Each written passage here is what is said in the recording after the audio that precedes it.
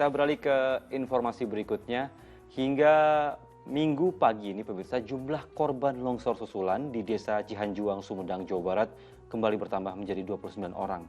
11 orang diantaranya tewas. Tim SAR gabungan masih terus melakukan pencarian korban dan evakuasi material longsor.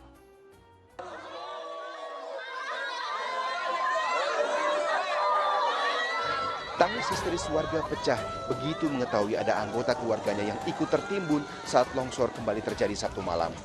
Longsor susulan di Dusun Bojong Cikondang, Desa Sukadan, Sumedang, Jawa Barat itu terjadi tidak jauh dari lokasi longsoran pertama. Petugas tim SAR gabungan dari Basarnas, TNI, Polri, dan BPBD dibantu warga segera mengevakuasi warga dan petugas yang tertimpa material longsor. Dari pencarian sementara, tim SAR berhasil menemukan 14 korban, 3 diantaranya selamat dan 11 meninggal dunia. Namun proses pencarian terpaksa dihentikan sementara mengingat cuaca dan kondisi di lokasi masih terjadi pergerakan tanah.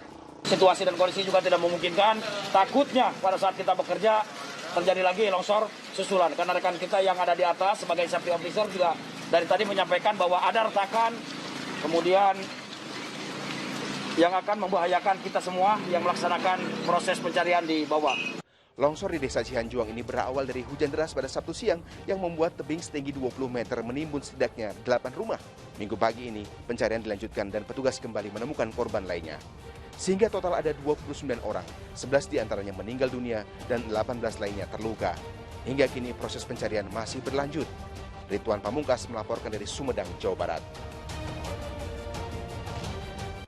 Ya, pemirsa, innalillahi wa inna ilaihi rajiun. Lagi-lagi sebuah musibah terjadi di tanah air. Semoga para korban longsor diberikan tempat terbaik oleh Allah Subhanahu wa taala dan segenap keluarga juga diberikan ketabahan. Saya ingin bertanya dengan Ustaz, seperti apa sih sikap kita sebagai seorang muslim ketika menghadapi musibah atau ditimpa bencana? Ya, tentu ya sesuai dengan tuntunan dalam Al-Qur'an ya, ketika orang ditimpa musibah ya, kita mesti mengucapkan innalillahi wa inna ilaihi rajiun. Jadi di situ kan jelas sekali bahwa mereka dibuka dengan ayat ya alladzina amanu sta'inu bis-sabri was-shalah. Jadi orang yang beriman, mohonlah pertolongan kepada Allah dengan cara sabar dan terus berdoa, terus sholat, terus memohon kepada Allah. Innallaha ma'as-sabirin ya. Allah itu bersama orang-orang yang sabar. Nah, karenanya di situ juga disebutkan walanabluwannakum bisyai'in minal khaufi wal ju'i wa naqsin minal amwali wal anfusi wath thamarat wa basyirus sabirin. Jadi Allah akan menguji kita. Allah akan menguji kita dengan syai'in minal khauf, syai'in minal ju' ya, dengan yang namanya kelaparan ya, dengan namanya ketakutan, kegelisahan. Tadi bi amwal, harta, anfus, jiwa gitu ya. Ini musibah, ini ujian dari Allah.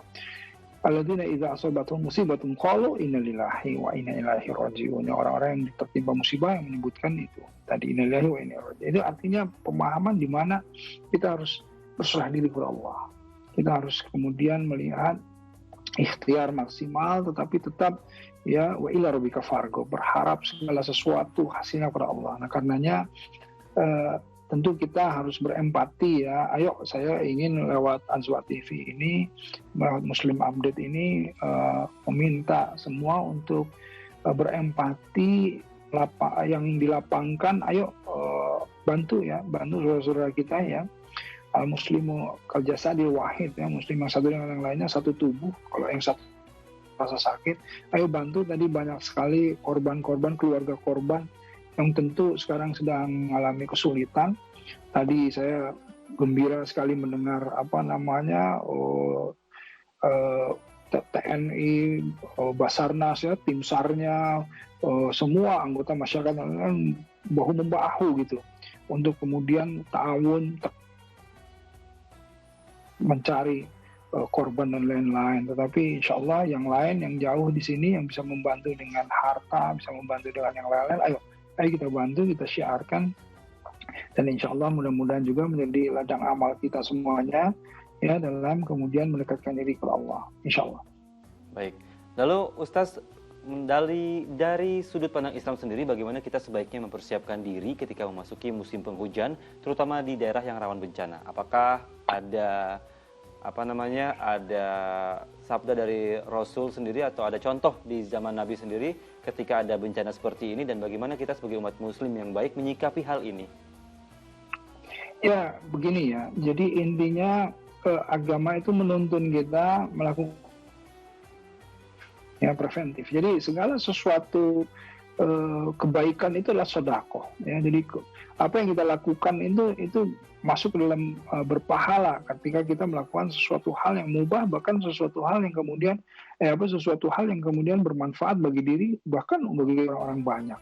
Nah, karenanya ketika kita melihat misalnya bukan hanya di musim penghujan dan lain-lain, kita harus melihat kalau ada pemukiman yang kemudian dekat rawan longsor dan lain-lain, kita ini memang harus ya kan bisa memprediksi ya. Karenanya kita harus kemudian berhati-hati, la daroro wala diroro. Jadi jangan membuat bahaya kepada orang lain dan jangan membahayakan kepada diri sendiri. Kita dengan kaidah itu kita melihat wah ini berbahaya nih, bisa-bisa mendatangkan bala. Bala itu sesuatu yang kita lakukan yang mendatangkan keburukan gitu. Nah, jadi jangan sampai bikin rumah di dekat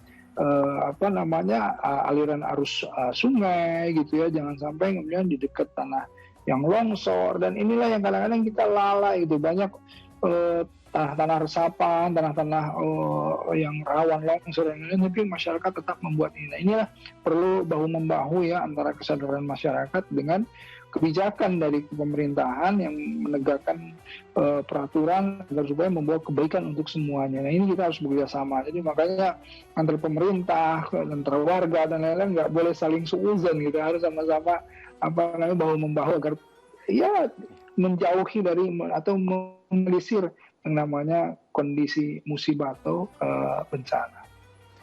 Baik, terima kasih Ustaz.